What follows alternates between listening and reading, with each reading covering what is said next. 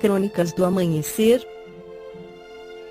Por Feijão Centro Espírita Allan Kardec de Balneário Gaivota. 31 de agosto de 2019. O que é o bully de Russell, o argumento mais usado nas discussões entre ateus e religiosos, parte 2. Você toma o seu chá tranquilamente, quando um amigo aparece e diz: sabia que no espaço há um bully que gira em torno do Sol? O que você faria? Provavelmente, sua reação imediata seria pedir-lhe provas. Onde está o tal bully? Mas seu amigo lhe diz que não pode mostrá-lo porque ele é tão pequeno que nem o telescópio mais poderoso do mundo consegue detectá-lo.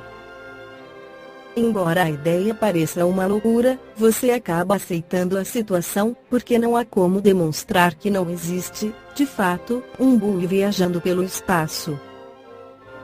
Seu amigo também não tem provas, mas está convencido de que a teoria é real. Aparentemente boba, essa discussão é a base de muitos dos mais acalorados debates entre ateus e fiéis.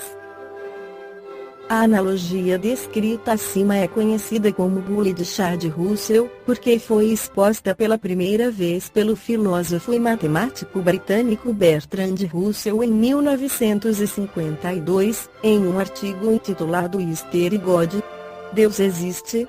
O biólogo evolucionista Richard Dawkins, por exemplo, uma das figuras mais reconhecidas do ateísmo contemporâneo, refere-se ao bully de chá em várias entrevistas e eventos dos quais participa pelo mundo. Mas o que Russell estava buscando com seu exemplo do bully de chá e que papel essa ideia desempenha nas discussões sobre a existência de Deus? O bully sagrado. Em sua analogia, Russell reconhece que a ideia do bully espacial é absurda, mas em seguida propõe um cenário com o qual chega ao ponto que lhe interessa. Se a existência do bully fosse afirmada em livros antigos, ensinada como a verdade sagrada todos os domingos e incutida nas mentes das crianças nas escolas, duvidar de sua existência seria visto como uma excentricidade, e o cético mereceria a atenção de um psiquiatra, ou de um inquisidor, escreveu Russell. Russell, que era ateu, queria mostrar que o fato de muitas pessoas acreditarem em Deus não significava, segundo ele, que tal força realmente existisse. Ou, em outras palavras, embora seja impossível provar que algo não exista, isso não pode ser tomado como a prova de que essa coisa de fato existe. Seguindo a analogia de Russell, muitos ateus concluem sua argumentação afirmando que quem deve apresentar as evidências são aqueles que acreditam na existência de Deus. Até agora, dizem, não há provas de que tal ser sagrado seja real, então não veem razão para acreditar nele.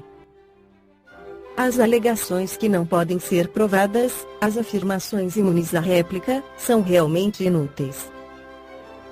Não importa o valor que elas possam ter para nos inspirar, escreveu o famoso cosmólogo Carl Sagan em seu livro O Mundo Assombrado pelos Demônios, no qual, a exemplo de Russell, brincou com a ideia de que em sua garagem havia um dragão invisível.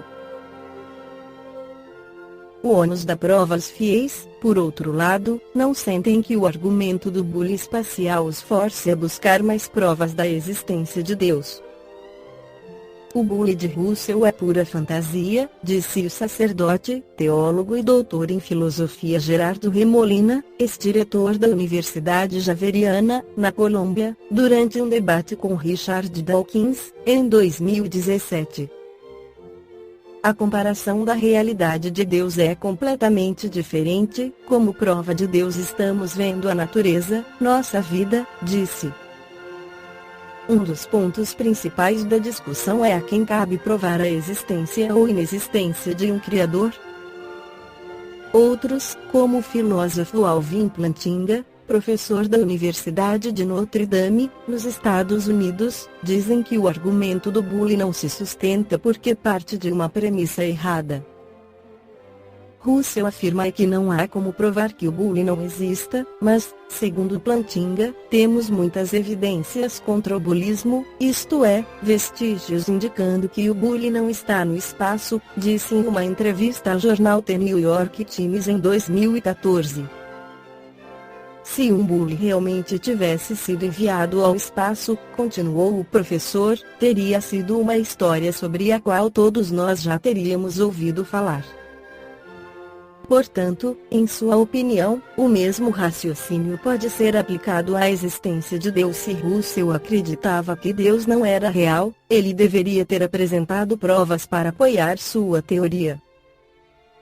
Nas palavras de Plantinga-se, como Russell diz, o teísmo é como o bullyismo, para justificar-se, o ateu deveria ter uma evidência poderosa contra o teísmo.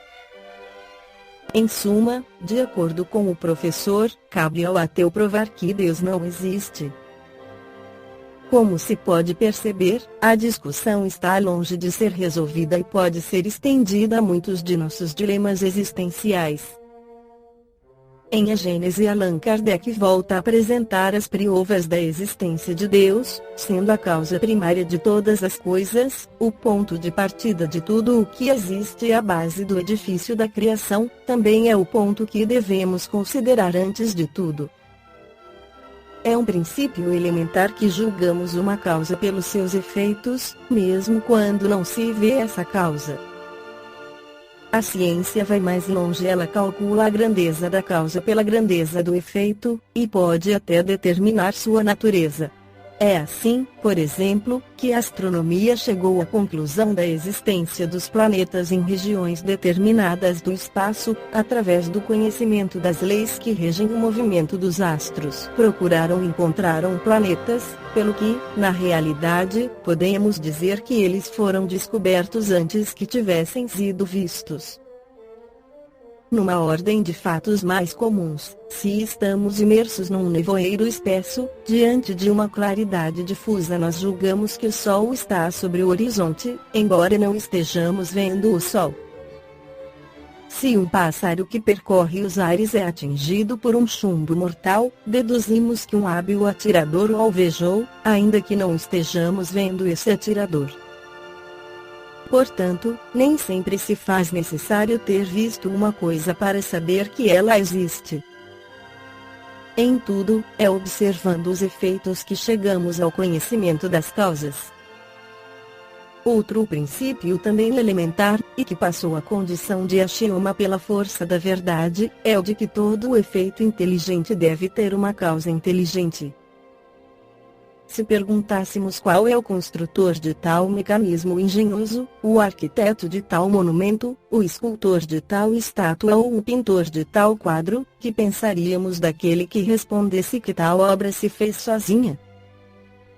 Quando contemplamos uma obra-prima de arte ou da indústria, dizemos ser o produto de um homem inteligente, porque só uma alta inteligência poderia ter presidido a sua confecção. Julgamos nada menos que um homem deve tê-la feito, pois sabemos que a coisa não está acima da capacidade humana, mas não virá a ninguém a ideia de dizer que ela saiu da cabeça de um idiota ou de um ignorante, e menos ainda que ela é fruto de um animal ou produto do acaso. Em toda parte se reconhece a presença do homem pelas suas obras. Se vocês aportassem uma terra desconhecida, fosse ela um deserto, e lá descobrissem o menor vestígio de trabalhos humanos, vocês concluiriam que lá habitam homens ou que eles tenham habitado essa região. Pois bem, lançando o olhar em torno de si, sobre as obras da natureza, notando a providência, a sabedoria, a harmonia que rege tudo, reconhecemos não haver nenhuma que não ultrapasse o mais alto porte da inteligência humana, porque o maior gênio da terra não saberia criar a menor folha de grama. Desde que a inteligência humana não pode produzir tais obras, é que elas são produto de uma inteligência superior à humanidade. Essa harmonia e essa sabedoria, estendendo-se desde o grão de areia e o ácaro, até os incontáveis astros que circundam o espaço, é preciso concluir essa inteligência alcança o infinito, a menos que se diga que há efeitos sem causa.